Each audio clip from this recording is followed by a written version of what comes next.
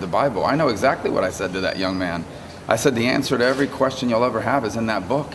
And then I pointed to the book of Proverbs, which he was reading. I said particularly that one, which is a book of wisdom. And then for them to take a video and to transcribe words on it that are the complete opposite of what I said, it's incredibly disturbing. I mean, you guys have to be seeing this now. It's every single day something comes out of the Cruz campaign that's deceptive and untrue, and in this case goes after my faith. So I understand, I guess, one of their spokespersons apologized, and I well accept his apology, but this is a pattern now, and I think we're now at a point where we start asking about accountability.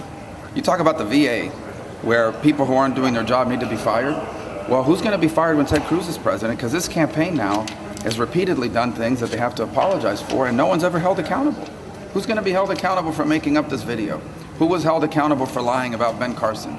Who was held accountable for the robocalls? And who was held accountable for the commercials on television that they had to pull down? So again, I think it's a very disturbing pattern of deceptive campaigns and flat out just lying to voters. Are you actually saying someone should be fired in the Cruz campaign? I'm saying someone, at some point there has to be some level of accountability. Otherwise, you're running an operation where you're sending the message to the people that work for you, go out and do anything you want, and if you get caught, we'll just apologize, but we'll keep doing it.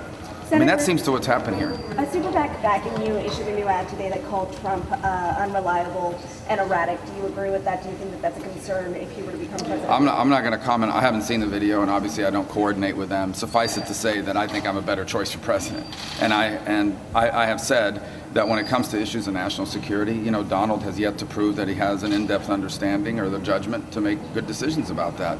That could change. You know, we're in a campaign, and maybe in the next week or 15 days, he'll show some, you know, level of higher interest and understanding of these difficult issues. He's certainly smart enough to do that, but he hasn't done it to this point. But I haven't seen the ads. So, Senator, you're traveling today to Elko.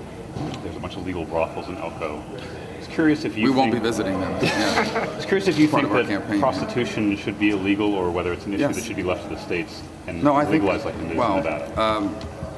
I'm anti-prostitution. I mean, and I don't think it should. Well, obviously, I don't know the. You know, Nevada have the right to have it be legal. Well, I don't think it should be. I'm not talking about federalizing that issue. I want to shrink the government, not grow it. Suffice it to say, I wish Nevada would make it illegal, but that's their decision to make. I don't agree with it. My understanding is it's the only county in America where it is legal.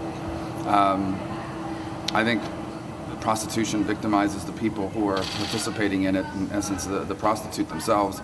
That's my opinion, but I'm not calling for it to be a federal offense. We need to shrink the reach of the federal government, not expand it. I think you can be against something and still say, but I don't want the federal government involved in federalizing something. All right, thank you. Okay, thanks, guys. Good answer. That was a tough one. Nice job, Reed.